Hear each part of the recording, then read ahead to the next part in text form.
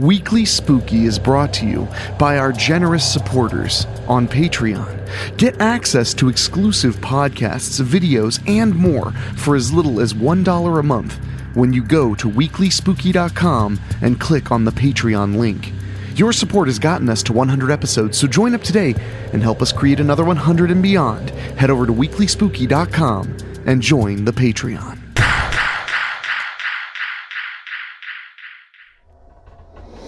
What's that? You want to be scared? Come with me.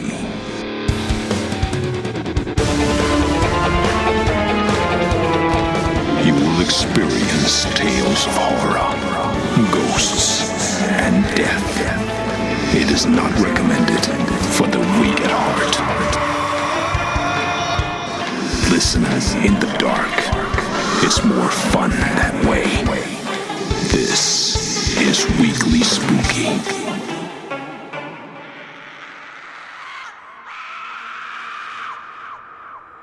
Hello, my friends. It's Wednesday, and you know what that means. Time for a little spooky in your weekly. I'm your host and narrator, Henrik Kuto, and this week we have a really intense thriller for you. I think you're going to enjoy it a whole lot. It's definitely not a bore, if you know what I mean. You'll see when you hear the story. But before we get to that, I just want to say thank you so much for listening to the show. I really do appreciate it. If you haven't already, please go to your favorite podcast app and subscribe to the show. And while you're there, leave us a star rating. Your ratings and reviews help new people find the show, and they don't cost you a single penny. Though if you do have some pennies you want to throw our way, please go to WeeklySpooky.com and click on Patreon. For as little as $1 a month, you can contribute to keeping the spooky rolling every single week and get bonus podcasts every single month. We just published a brand new one I think you'll really enjoy. It's a creepypasta that made my skin crawl just a little bit. So head to WeeklySpooky.com and click on Patreon today. We're at 83 backers. I'd love to make it to 100. Thank you so much for all of the support. It means the world to me. You ever heard the saying, if you want to hear God laugh, make a plan? Well, in tonight's story, the best laid plans of mice and men don't just fall astray, they fall a prey. Because something in these woods is hungry. Very, very hungry for meat. And they're not alone. So kick back, get comfortable, and enjoy tonight's story. Hog Wild by David O'Hanlon. The half-century-old ruts left by the dump trucks hauling zinc out of Brody mines jostled the four men violently. Elijah Lurker wrung the steering wheel in his weathered fists like it owed him money. He was just a boy when the mine closed back in '79, after they discovered the first body. When they pulled out 7 more, it never reopened. It was the perfect place to do the deed. Elijah looked to the passenger seat. Jackson Green fidgeted with the cylinder of the Bulldog revolver, keeping the hammer held back with his thumb as he clicked each of the 5 chambers into place, forwards and then backwards. Elijah watched the kid's tattooed fingers work the cylinder like a lethal Rubik's Cube. Tough Love, with 2 F's, read across his fingers. The letters were blobby, green, blue, and crooked. They were the kind trailer park kids gave themselves in junior high and tried to hide during job interviews. Jackson was 22 and already a 2-strike felon, so he didn't have to worry about that. He didn't have to worry about anything. Much longer. Elijah's eyes flicked to the rearview mirror. Miles Dunn was screwing with his phone as usual.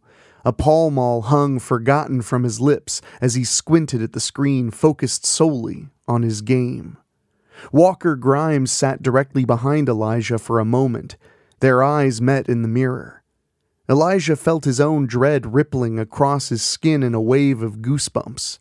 As soon as the job was done, Walker would kill Jackson. The three of them all agreed to it, as if they had a choice after the kid's screw-up in Bentonville. Elijah glanced at Dunn again in time to see the ash finally fall. Dunn took a drag off the cigarette and dusted the ash to the floorboard. The front tire dropped into a deep rut, banging the frame against the dirt road. Jackson's thumb slipped from the hammer, letting it fly forward. The .44 Special boomed in the confines of the sedan. Elijah screamed. The window beside him shattered as something struck the side of the car. The men cursed and fought for something to grip as the road was replaced with untamed wilderness. Jackson's shrill screeching drowned out everyone. Elijah fought with the steering wheel, narrowly missing a tree. They were no longer going up the mining road, but careening down the mountain. There was too much to process. As dusk turned to night, he felt the hard impact of stone striking a steel wheel, and then everything was upside down. The car slid on its roof, clipping tree trunks and rocks that twisted it to one side or the other on its downhill slalom. Elijah saw the edge of the precipice in the moonlight. He stomped the brakes out of habit. He squeezed his eyes shut as tight as he could manage as the car went over the edge and twisted in the air. The landing was jarring. It felt like the seatbelt might tear all the way through him. The airbag hadn't deployed, and as he tentatively opened his eyes, he saw why. They hadn't hit the ground. Instead, they landed in the embrace of an oak tree. Her branches hugged the sedan and kept it wedged safely 30 feet above the forest floor. Elijah felt the weight on his back and nudged the seat with his elbow. "You all right, Walker?" he asked. The weight shifted. "How the fuck did you manage to park a car in a tree? We are never going to be able to explain this to the old man." Elijah ignored him. "Dunn, you good?" "I dropped my phone," Dunn muttered. "At least the seatbelts still work on this old piece of shit. Where's Jackson?" Elijah hadn't noticed. The kid was missing. He realized the windshield was as well. He craned his neck and spotted him down below. The body laid crumpled and twisted in the pool of the headlights. He got out of the tree. After 20 minutes of arguing, the three men still hadn't come up with a plan. Dunn laid on the back of Jackson's empty seat and lit another cigarette, staring out the back window at the cliff high above them. "What about cutting all the seatbelts and making a rope?" he suggested. "They're load-bearing. Probably got about 30 foot of them, too." "Worth a go," Walker grumbled. "This is the worst fucking treehouse I've ever played in anyhow." Elijah released the pressure on his hastily applied tourniquet. Jackson's errant shot had passed through the meat just below the knee. Even if they got down, he damn sure wouldn't be walking out of the mountains. He shifted his weight gingerly, trying to get the radio dials out of his back, but not jostle the vehicle in the process. It might work. Elijah turned enough to see over his shoulder and tried to gauge the distance to the ground. "Son of a bitch! Jackson isn't dead." The kid squirmed on the ground and cried out as he stretched broken limbs. He called for Elijah, then curled up into a fetal position. His plaintive cries carried straight to the cab of the sedan. He's hurt. He wanted help. He wanted to go home. Elijah's stomach twisted in knots. He wanted to help the kid, but to what end? They were going to kill him after they took care of the cargo in the trunk. Elijah looked between the headrests at the faded upholstery of the back seat. That issue might have resolved itself in the crash. "Start cutting the belts," he said softly. "I can't reach these without moving us around." "Got it, boss," Dunn said, snapping open the Kershaw pocket knife. The two went to work cutting the 5 straps free and passed them up to Elijah. He tied the ends together. Knot tying and a dishonorable discharge were all he'd taken away from his stint in the Navy.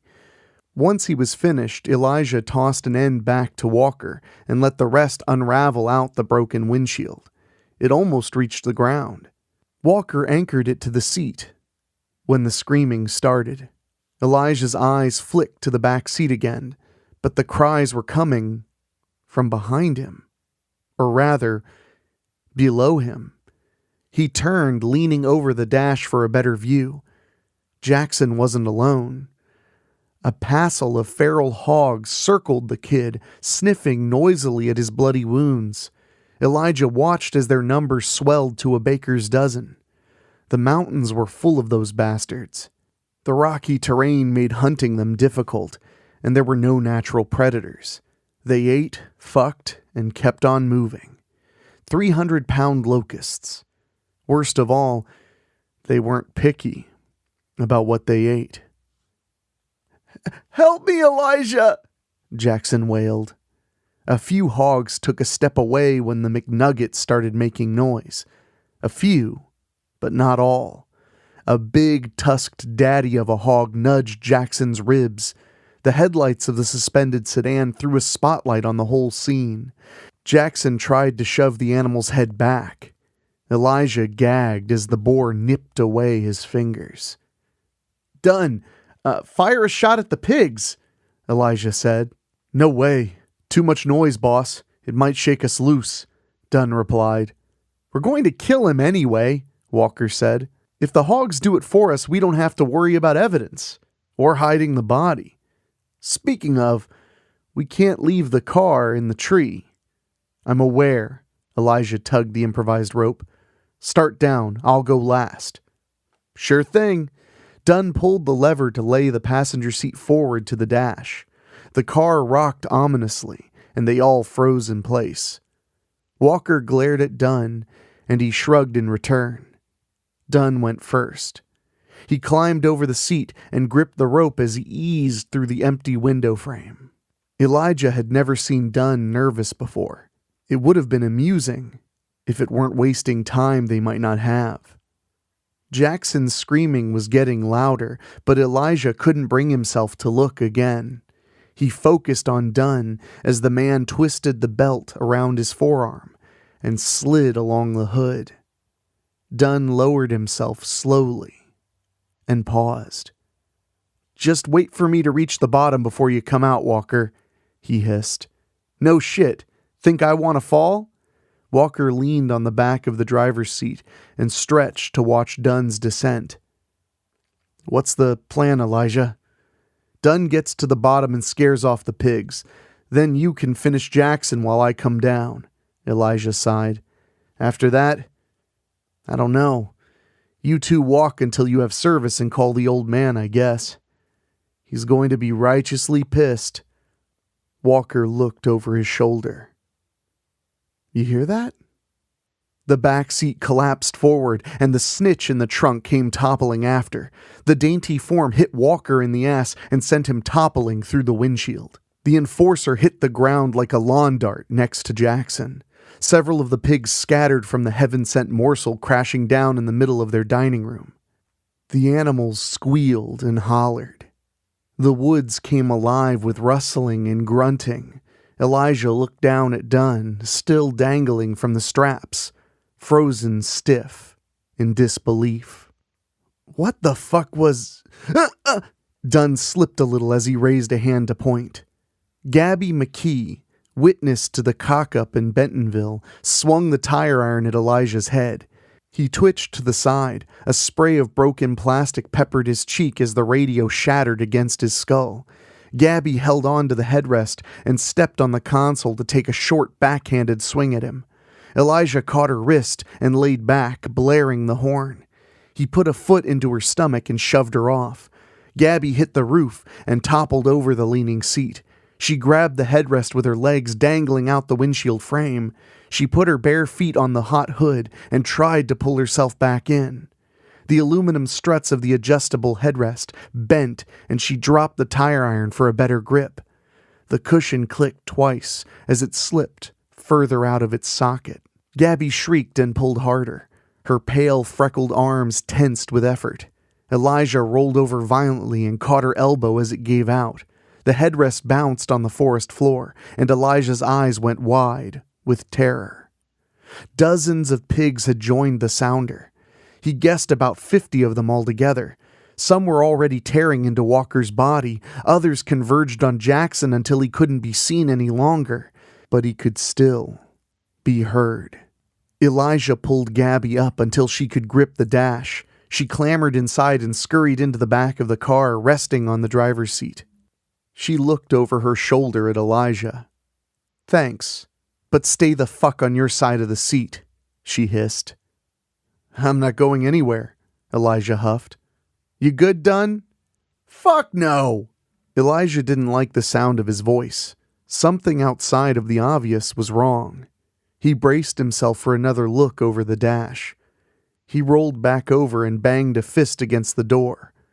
The tree creaked in response. "Don't do that again," Gabby whispered. "You're making it angry." "Falling might not be so bad," Elijah told her. "Take a look for yourself." She peeked around the seat and gasped before turning away.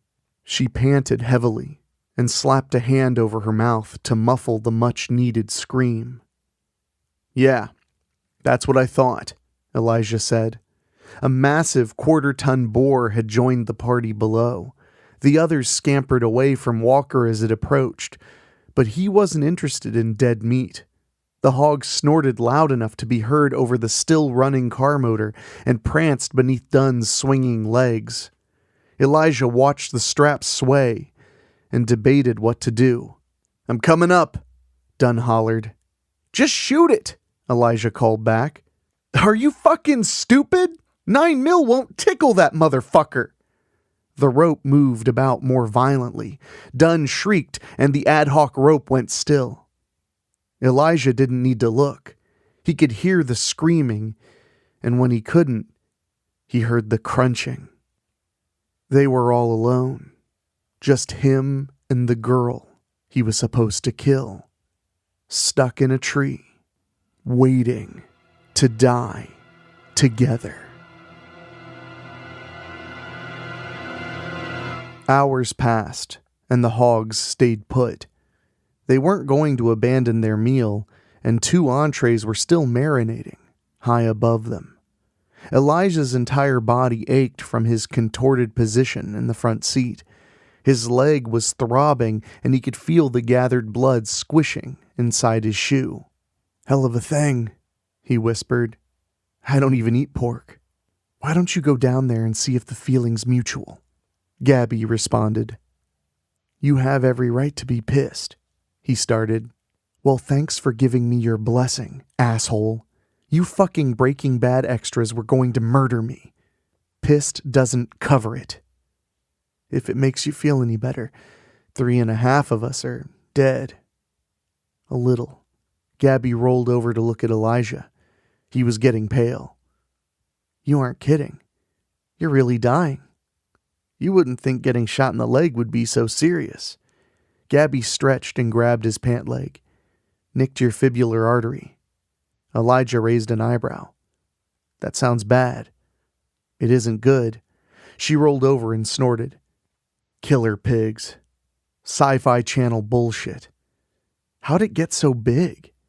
"Serial killer, back in the 70s, Elijah answered. "He hid his victims in the mine shafts, so the feds closed the mine. The whole area died after that. There's no one in this valley anymore." "So it just keeps eating and growing?" Gabby said. They sat in silence for a few more minutes, until dueling banjos made them both jump. The car lurched from excitement. Dunn's phone. Elijah looked around and spotted the glow coming from the passenger side floorboards. He pointed. "Can you reach that?" Gabby slithered through the narrow gap and dived headfirst beneath the glove compartment. She grabbed the cell phone, swiping to answer. "Shut up and listen," she commanded. "We need help. Hello? Can you hear me? God damn it!" The phone beeped as the call ended. She tucked the phone into her bra and tried to wiggle out of the hole. Who was it? Elijah asked, trying to help her out of the hole. Your car warranty expired, so we're doubly fucked. She stopped struggling as something else caught her attention. Pull me up. I'm trying. Elijah tugged her studded belt hard while she pushed. You're heavier than you look. Just have to keep getting on my bad side, don't you?